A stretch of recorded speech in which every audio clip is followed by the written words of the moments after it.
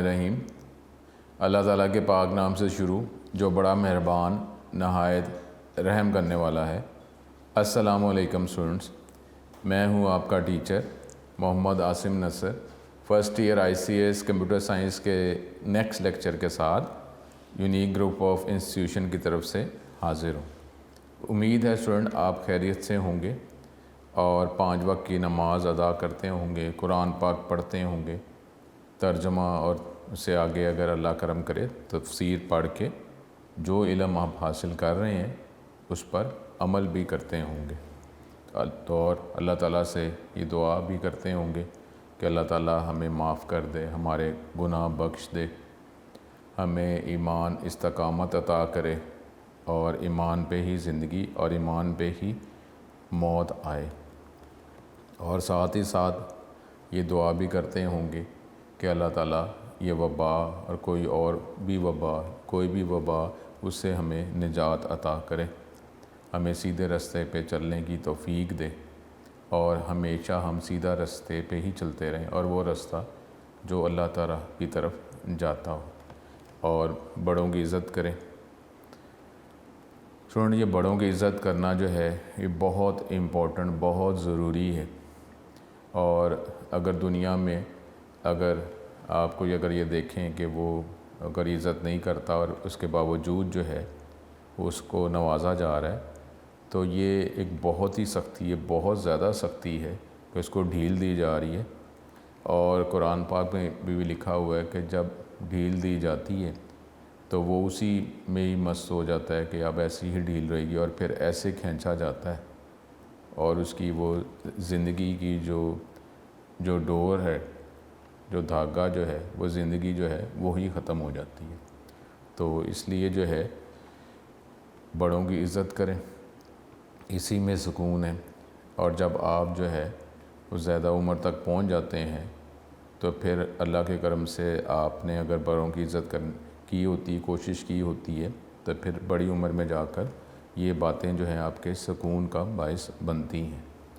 तो अब देखें, जिन्होंने बड़ों को ही अपनी कैफियत से ख़त्म कर दिया वो दुनिया में ज़ाहिरन तो ज़िंदा है लेकिन उस ज़िंदगी का कोई फ़ायदा नहीं है। ये जो बड़े जो हैं ये इन्होंने ज़िंदगी गुजारने का फिर अमली नमूना जो है हमारे सामने पेश किया है। देखें, अगर कोई बात जो है कहीं किताब से डेफ़िनेटली अल्लाह करम करे तो सबसे प्यारी किताब जो है वो तो कुरान पाक ही है, तो उससे अगर डायरेक्ट हदायत मिल जाती तो उस पर अमल कर दें तो इससे अच्छी बात ही कोई नहीं है। लेकिन हमारे जो बड़े हैं उनका फ़ायदा ये होता है कि उनकी जो अमली ज़िंदगी और उनका अमल जो है वो हमारे सामने होता है, तो इस तरह उसको अडॉप्ट करना, उस पर जो है वो उस पर वैसे अमल करना ये आसान हो जाता है, क्योंकि आपको जो नज़र आ रहा हो तो वो आप करते रहते हैं। तो इसलिए जो है ये बड़ों की इज़्ज़त जो है ये लाज़मी है। और ये डेफ़िनेटली ये जो ज़ाहिर मेरी उम्र जो है आपसे ज़्यादा है, तो जब बड़ी उम्र में आते हैं तो फिर ये सुकून का बायस बनती हैं कि माँ बाप के साथ बड़ा अच्छा वक्त गुजारा है, उनकी इज़्ज़त की है और वो खुश हैं हमसे, इंशाअल्लाह ताला वो खुश हैं, मोमिन हैं, मुसलमान हैं। तो ये बातें जो हैं फिर आपको ख्वाबों में भी नज़र आ रही होती है, अल्लाह करम करे। अब स्टूडेंट, जो अपना लेक्चर जो है ये हमारा सिलेबस जो है टेक्निकली वो तो ख़त्म हो चुका हुआ है, तो अब जो है चैप्टर नंबर 8 के MCQs जो हैं वो भी हम डिस्कस कर लेंगे। MCQs जो हैं, क्योंकि जब आप कंपटीशन में आते हैं तो ये 5-5, 10-10 नंबर जो है इससे भी बहुत ज़्यादा फ़र्क पड़ जाता है। तो किसी अच्छी यूनिवर्सिटी में आप जा सकते हैं, अल्लाह ना करे कोई यूनिवर्सिटी जो है वो मिस हो सकती है, तो अब MCQs पे भी तवज्जो करनी चाहिए। अब MCQs जो हैं बोर्ड के पेपर में हमारे पास जो है ये 15 नंबर के जो हैं ये MCQs हैं, ठीक है। तो ये आपने तवज्जो करनी है इस पर। कई स्टूडेंट जो होते हैं वो लॉन्ग क्वेश्चन पे तवज्जो कर देते हैं, फिर शॉर्ट क्वेश्चन MCQs पे उतनी तवज्जो नहीं करते, और फिर अगर शॉर्ट क्वेश्चन पे भी कर रहे हो तो शॉर्ट जो MCQs हैं उसको बस इतनी तवज्जो नहीं दे रहे थे, गो थ्रू कर रहे होते हैं, रीडिंग कर रहे होते हैं, तवज्जो नहीं कर रहे होते। तो आपको ये कहा हुआ है कि MCQs आप करें, तो जो बिल्कुल ही 100% क्लियर है वो आपके माइंड में है ही है, ठीक है, उसको जिस तरह आप जस्ट गो थ्रू कर दें। लेकिन कोई MCQ जिस पे आपको सोचना पड़े तो उसको निशान लगा लिया करें, ताकि जब आप MCQ तैयार करें तो उन MCQs पे ज़रा तवज्जो ज़्यादा कर दें। ठीक है, तो आज जो है चैप्टर नंबर 8 के MCQs जो हैं वो डिस्कस करते हैं। स्टूडेंट, ये चैप्टर नंबर 8 वर्ड प्रोसेसिंग, इसके MCQs जो हैं वो हमने डिस्कस करने हैं। अब एक एक करके इसके MCQs जो हैं वो देखते हैं। तो आपको यही कहा हुआ है कि MCQs आप डेफिनेटली उस पर उसी तरीके से मेहनत जो करें जिस तरीके से आप लॉन्ग क्वेश्चन शॉर्ट क्वेश्चन पे करते हैं। और जो MCQs बिल्कुल ही 100% आपके माइंड में क्लियर है तो उसको तो गो थ्रू कर लें, लेकिन जो MCQ जो है जिस पे आपको ज़रा सा भी सोचना पड़े तो उसको निशान लगा लें, ताकि जब आपको टेस्ट हो तो जो रिवाइज़ करना हो तो उस पर आप तवज्जो करें। अच्छा, अब MCQ जो है उसमें 100% नॉलेज तो यही होता है कि जैसे ही आप MCQ उसका क्वेश्चन रीड करें फ़ौरन ही आपके माइंड में उसका आंसर आ जाए, फिर तो वो 100% वो टॉपिक क्लियर ही है, क्योंकि ऑप्शंस देखे बगैर ही आपको उसकी आंसर का पता चल गया है। अब जो ऑप्शंस आप देखेंगे तो एक किस्म का आपको कंफर्म करने के लिए, डबल चेक के लिए जो है आप उसको इस्तेमाल कर रहे हैं। इस तरह आपका आंसर जो है वो बेहतर कंफर्म हो रहा है। ठीक है, तो अब अगर ये देखते हैं question, which of the following is most commonly use word processing package. ठीक है, तो आपके माइंड में आ जाना चाहिए कि वर्ड प्रोसेसिंग पैकेज जो हैं वो कौन कौन से हैं, ताकि जब आपके पास ये 4 ऑप्शन नज़र आएँ तो आप फ़ौरन ही इसमें से देख सकें कि कौन सा वर्ड प्रोसेसिंग पैकेज है। ठीक है, अगर आप देखें word start, word perfect, MS word, word pad, अब कौन सा जो ज़्यादातर इस्तेमाल होने वाला most commonly use word processing package. तो अब जो है ये जो क्वेश्चन है इसमें हमें चारों ऑप्शंस ही देखनी पड़ेंगी, और देखने के बाद हम देखेंगे कौन सा ऐसा वर्ड प्रोसेसर है जो सबसे ज़्यादा नॉर्मली इस्तेमाल किया जाता है। तो अब जो है वो माइक्रोसॉफ्ट कंपनी जो है इसकी तवज्जो इस बात पे है कि ये इसका एनवायरनमेंट जो है ये आसान हो, आसानी से इसको इस्तेमाल किया जा सके। अब कोई भी यूज़र जो है वो ज़ाहिर है ये ख्वाहिश तो करता है कि जो भी उसको मसला है वो मसला उसको आसानी से वो मसले को सॉल्व कर सके। तो अब जो है ये माइक्रोसॉफ्ट जो है इस पर कंपनी इस पर तवज्जो कर रही होती है, इसलिए इसके नॉर्मली जो सॉफ्टवेयर्स होते हैं वो आसानी से इसको इस्तेमाल किया जा सकता है। जब आसानी से इस्तेमाल किया जा सकता है तो नॉर्मली यही फिर इसकी वजह बनती है। तो इसमें हमारे पास ये C ऑप्शन जो है ये इसका answer MS word, Microsoft word जो है। बाकी जो है ये भी वर्ड प्रोसेसर ही हैं, लेकिन ये डिफरेंट और सेपरेट कंपनीज की तरफ से बनाए जाते हैं। अब अगला जो है which of the following is a word processor. अब आप ये देख लें कि ये जो ऑप्शन है इसमें ये पूछा जा रहा है कि जो फॉलोइंग 4 ऑप्शन है इसमें से कौन सा वर्ड प्रोसेसर है। तो अब जो है अगर आपको 100% क्लियर है तो जब आप ये चॉइसेस देखेंगे तो आप फ़ौरन ही इसको टिक कर लेंगे, माइंड में रख लेंगे कि और किसी और के साथ कंपेयर कर लें, या फिर जो ऑप्शन आएगी आप उसको क्रॉस करते जाएंगे। अगर हमारे पास नॉलेज है कि ये वर्ड प्रोसेसर नहीं है, इसको क्रॉस कर दिया, स्किप कर दिया। एडोब एक्रोबैट, ठीक है, ये PDF फाइलों के लिए होता है। फ़ोटो एक्सप्रेस जो है ये ग्राफिक्स हमारे पास सॉफ्टवेयर है, एडिटिंग सॉफ्टवेयर है। उसके बाद MS एक्सेल ये स्प्रेडशीट है सॉफ्टवेयर जो हम सेकंड 50% में करेंगे। तो अब जो है MS वर्ड, तो ये हमें क्लियर हो गया कि MS वर्ड जो है यही जो है ये वर्ड प्रोसेसर की एग्जांपल है। तो D ऑप्शन। अब ये जो है ठीक है, इस पे आपने ज़रा तवज्जो करनी है, इसको आप टिक कर लें। The number of personal computers that have word processor installed is about. तो अब नॉर्मली जो कंप्यूटर्स हम इस्तेमाल करते हैं तो उसमें कितने % कंप्यूटर्स के अंदर वर्ड प्रोसेसर अवेलेबल होता है। अब नॉर्मली जो है वर्ड प्रोसेसर जो है ये क्या है, वर्ड जिसमें लफ्ज़ों पे काम किया जा रहा होता है, पैराग्राफ सेंटेंसेस लिखे जा रहे होते हैं, उस पर फॉर्मेटिंग की जा रही होती है। तो नॉर्मली जब हम कंप्यूटर यूज़ करते हैं तो उसका ताल्लुक टाइपिंग के साथ जो है हमने कुछ लिखना ही होता है, उसके बाद उसको प्रिंट करना होता है। तो ये तो नॉर्मली जो भी कंप्यूटर इस्तेमाल करता है उसका ताल्लुक जो है लिखने के साथ फिर प्रिंटिंग के साथ होता ही है। और प्रिंटिंग का मतलब है कि प्रिंटर से प्रिंट करना है। अब जो है बहुत ही कम ऐसे हैं कि जिसमें वर्ड ये टाइपिंग नहीं कर रहे और किसी और एप्लीकेशन सॉफ्टवेयर को यूज़ कर रहे हैं, या कोई गेम्स प्ले करने के लिए नॉर्मली अगर आप अपनी बात ही कर लें तो कुछ सालों पहले जो है अगर कंप्यूटर आपके पास है तो वो आप एंटरटेनमेंट के लिए ही इस्तेमाल करते होंगे, ठीक है। और वक्त के साथ साथ जो है फिर हमारे पास टाइपिंग आई, ठीक है। तो अब जो है इसमें इस पे आप टिक कर लें इस ऑप्शन पे कि 10% है, 50% है, 70% है, 90% है। तो ऑलमोस्ट ये हर कंप्यूटर के अंदर ही होता है, हर कंप्यूटर यूज़र जो है वर्ड प्रोसेसर को यूज़ कर रहा होता है। तो इसकी ऑप्शन जो है वो डी 90% ही इसका ट्रू आंसर है। उसके बाद हमारे पास अब ये क्वेश्चन ऐसा है कि जो हमें ये क्वेश्चन रीड करके ही हमें इसका आंसर पता होना चाहिए कि जब माइक्रोसॉफ्ट वर्ड में आप काम करते हैं, जब फाइल डॉक्यूमेंट आप बनाते हैं तो उसकी एक्सटेंशन क्या होती है, ठीक है। अब इसके आंसर की अगर आप बात करें तो हमारे सिलेबस में वर्ड 2000 बात की थी, वर्ड 2003 जो हमारे सिलेबस के अंदर शामिल है। अब जब वर्ड 2001 2003 की बात करते हैं तो उसमें जो डॉक्यूमेंट या फाइल बनती है उसकी एक्सटेंशन होती है DOC। उसके बाद आगे अगले वर्जन में जाते हैं तो D और C हमारे पास X जो है वो आ जाता है, ठीक है। तो अब अगर ये तो हम अपने सिलेबस में जो वर्ड प्रोसेसर MS वर्ड 2000 और MS वर्ड 2003 शामिल है तो उसके अकॉर्डिंगली ही हमें आंसर देना है। और वैसे भी अगर आप देख लें कि ये 2009 में आया हुआ है, ठीक है।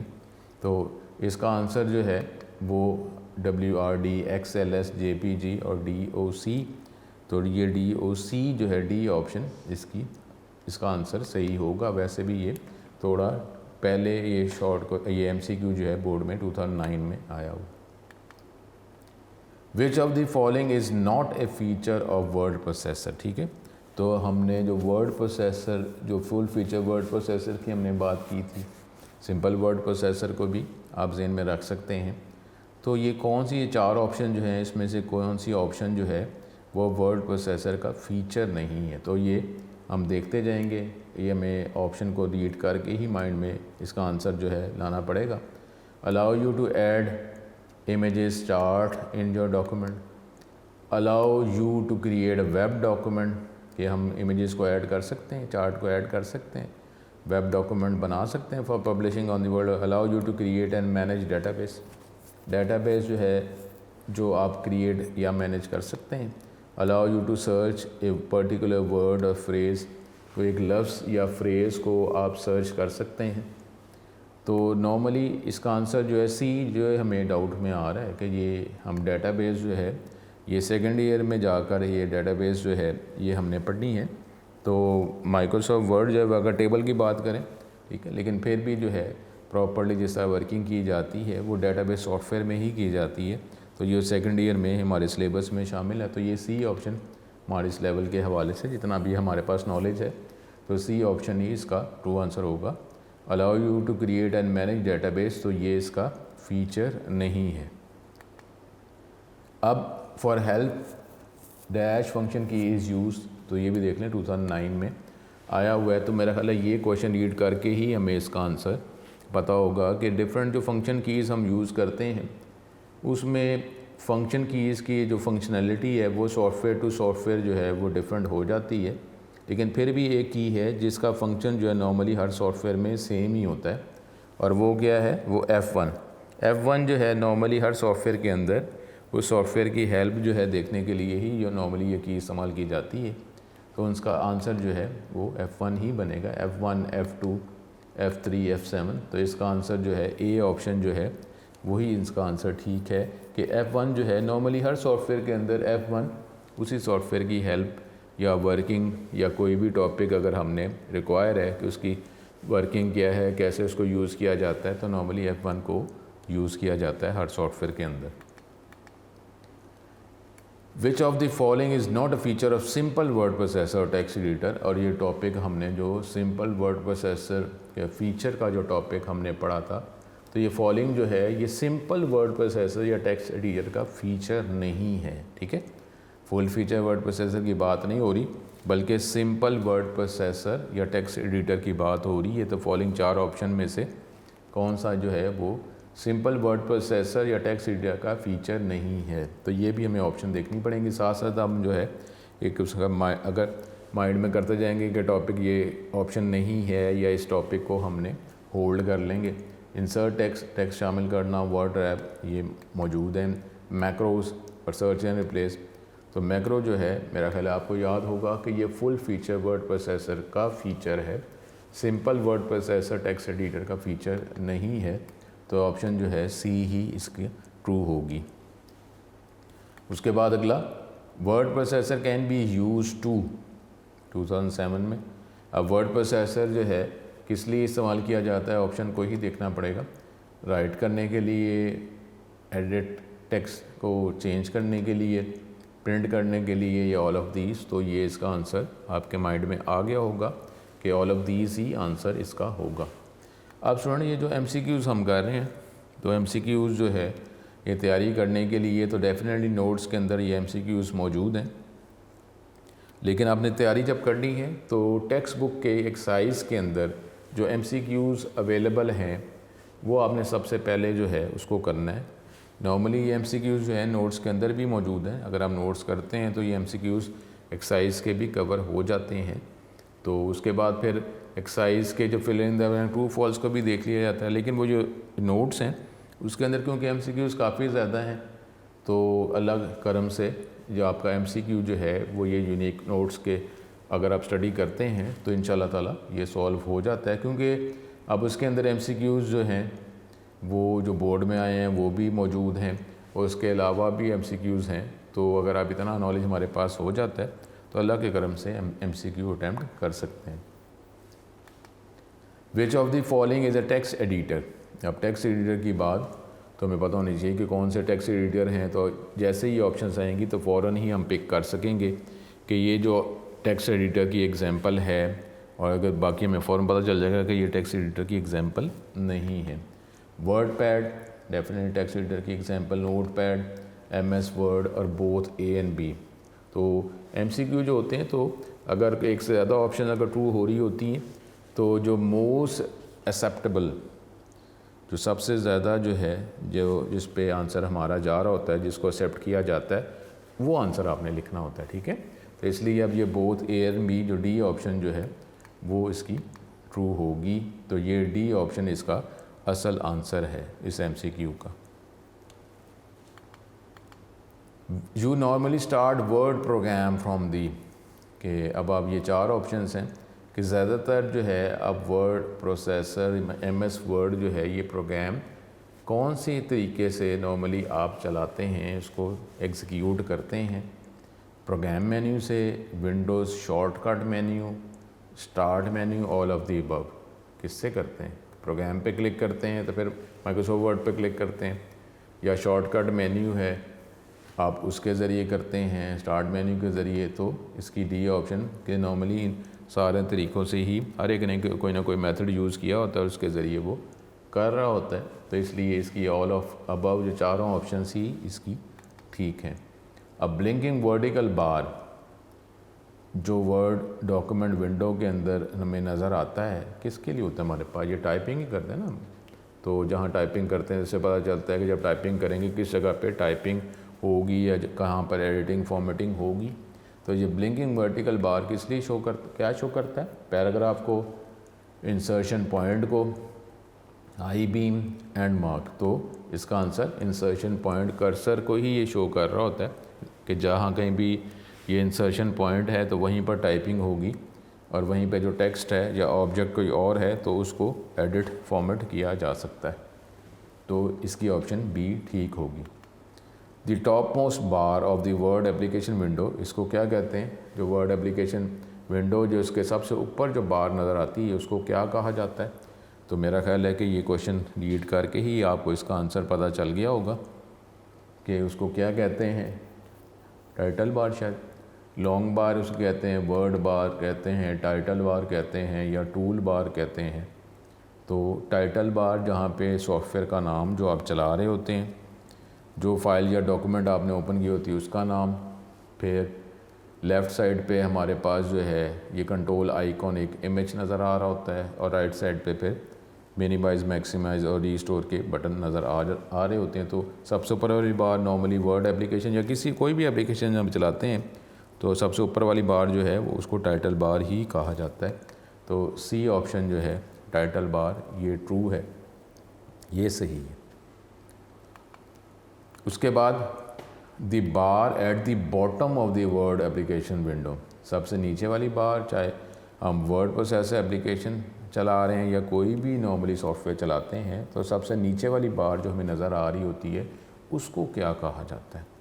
ठीक है, तो ये भी आपको आंसर जो है आपके माइंड में आ गया होगा, क्वेश्चन रीड करते ही ये आंसर आपके माइंड में आ गया होगा। क्या उसको स्टेटस बार कहते हैं, selection bar, indicator bar, menu bar.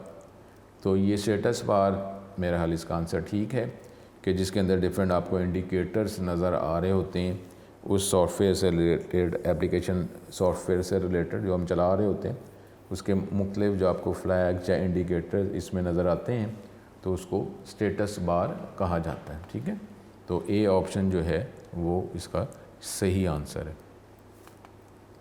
The word document as it would be printed on the printer is displayed in, तो हमारे पास ये व्यूज़ की बात कर रहा है कि वर्ड डॉक्यूमेंट जैसे प्रिंट होगा, जैसे प्रिंट होता है as it would be printed, कि जैसा ये प्रिंटर पे प्रिंट होगा तो वैसे ही नज़र आता है। कौन से व्यू में?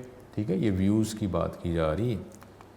Normal layout, outline layout, web layout, print layout. ठीक है, तो हमारे पास जो है ज़्यादातर जब वर्ड प्रोसेसर में काम किया जा रहा होता है तो ज़्यादातर जो है प्रिंट लेआउट को ही सिलेक्ट किया होता है, प्रिंट लेआउट पे ही वर्किंग हो रही होती है, क्योंकि प्रिंट लेआउट ऐसा लेआउट है कि जब हम इसमें काम कर रहे होते हैं, जो हमें व्यू हम देख रहे होते हैं डॉक्यूमेंट का, तो नॉर्मली जब उसको प्रिंट किया जाता है तो वैसा ही प्रिंट होता है जिस तरह हम प्रिंट लेआउट में देख रहे होते हैं।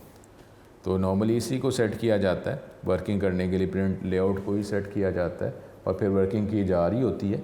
तो ये प्रिंट लेआउट जो है, ये व्यू ऐसा है कि ये व्यू रिजेंबल करता है, अगर हम डॉक्यूमेंट को प्रिंटर की मदद से प्रिंट करेंगे तो ऐसा ही हमें लेआउट जो है, व्यू जो है प्रिंटर पे वैसे ही इमेज जो है वो प्रिंट होगा, वैसे ही डॉक्यूमेंट प्रिंट होगा जिस तरह हमें प्रिंट लेआउट व्यू में नज़र आ रहा है। तो डी ऑप्शन जो है वो इसकी सही ऑप्शन है। उसके बाद ये अब आपने इसको आप टिक कर लेंगे।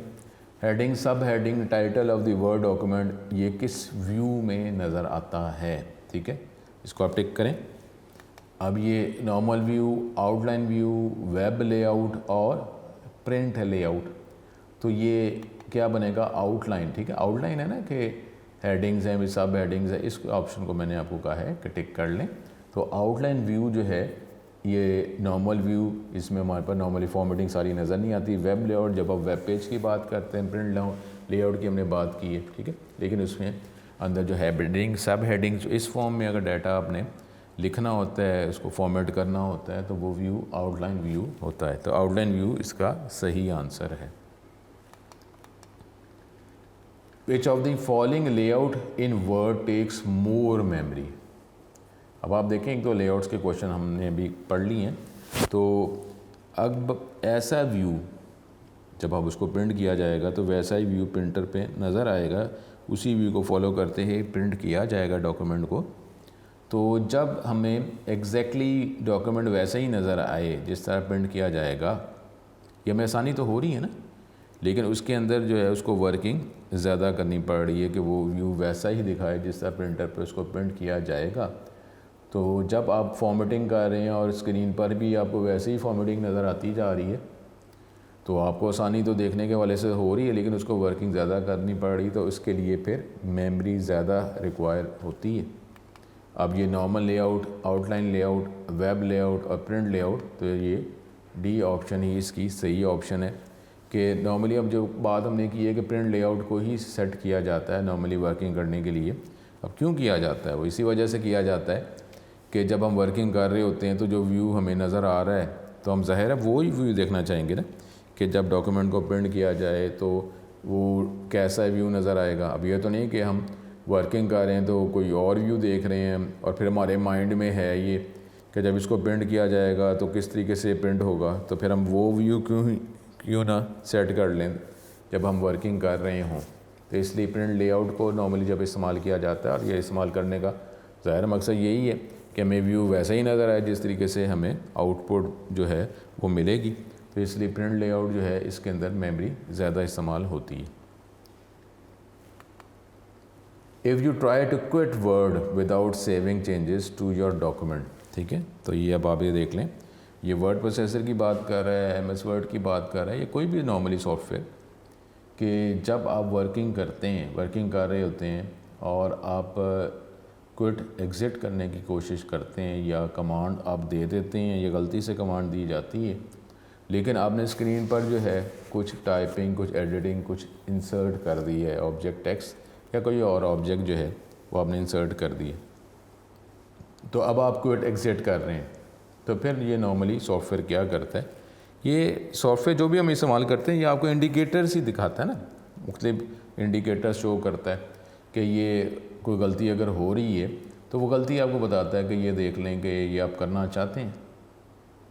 तो अब ये अगर हमने डॉक्यूमेंट के अंदर जो कोई वर्किंग की है और सेव किए बगैर जो है अगर हम क्विट एग्ज़िट हो रहे हैं तो ज़ाहिर है इतना तो उसके अंदर ये सेंसर, ये इतनी चीज़ें मौजूद हैं कि जो आपने जो वर्किंग की है वो हार्ड डिस्क पे वो इमेज वैसा ही नहीं है कि जिस तरीके से आपने किया हुआ है।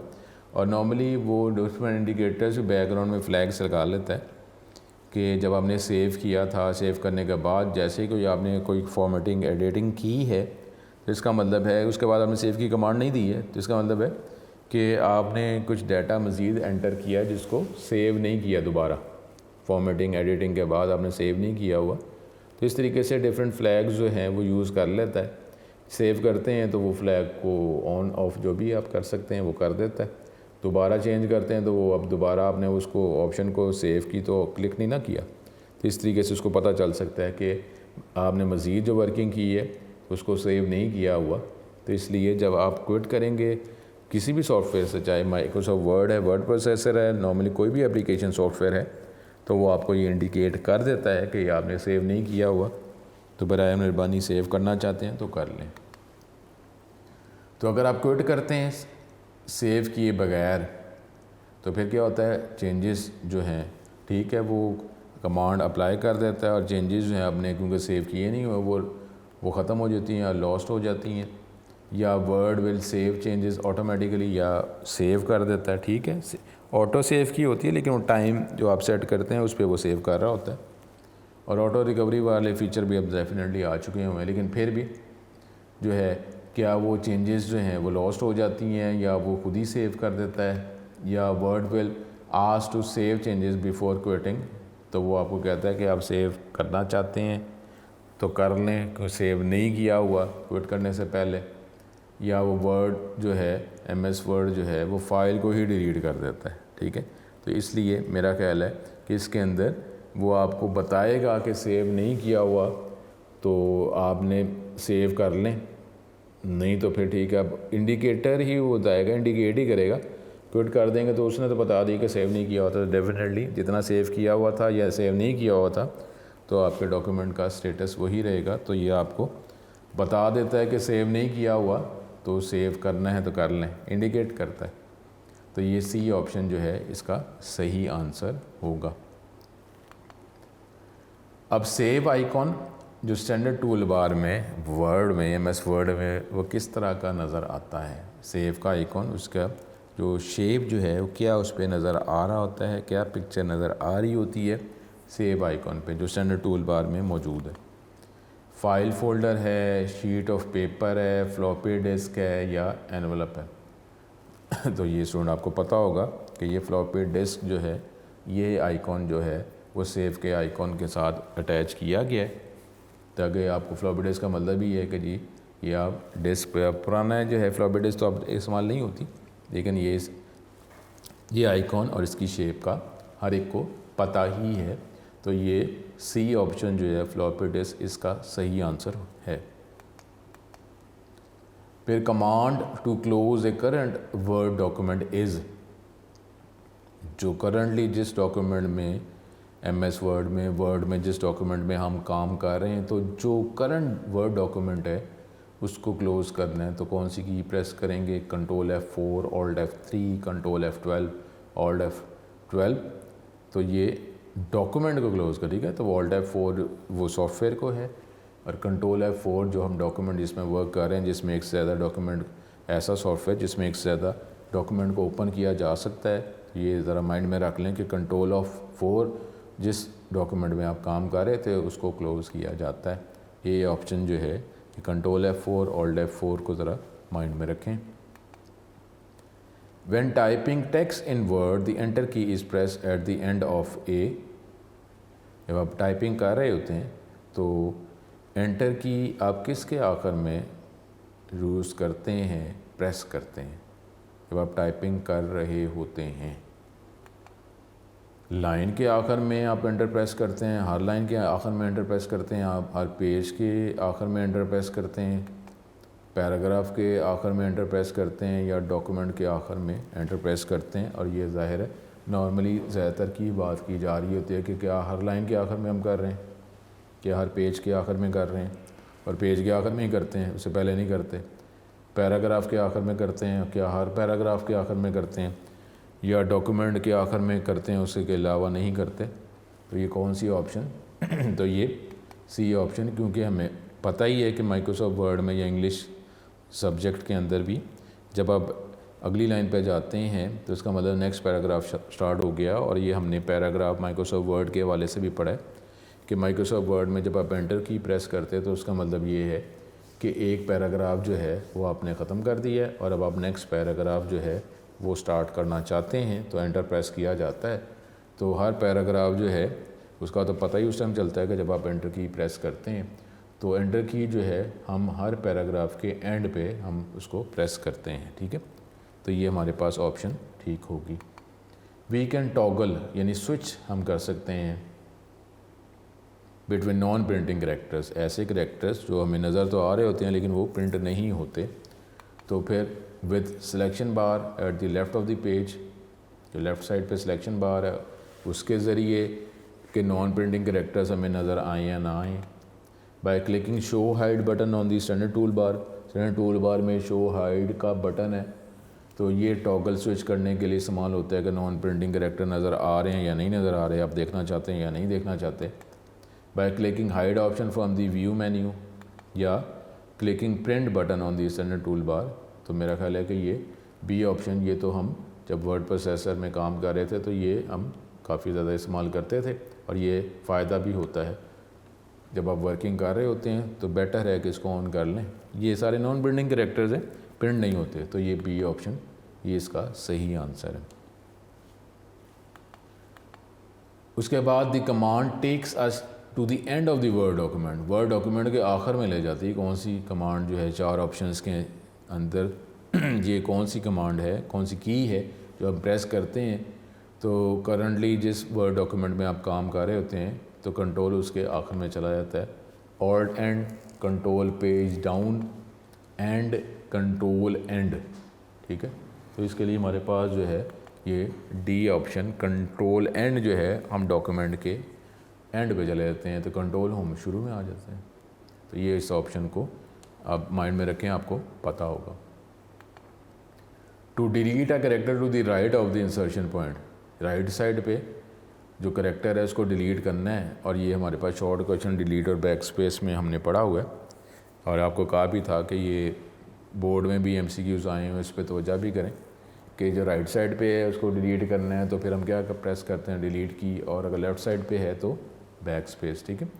तो इसके लिए शिफ्ट बैक स्पेस पर यूज़ करते हैं, डिलीट यूज़ करते हैं, बैक स्पेस यूज़ करते हैं, या टैब बैक स्पेस यूज़ करते हैं।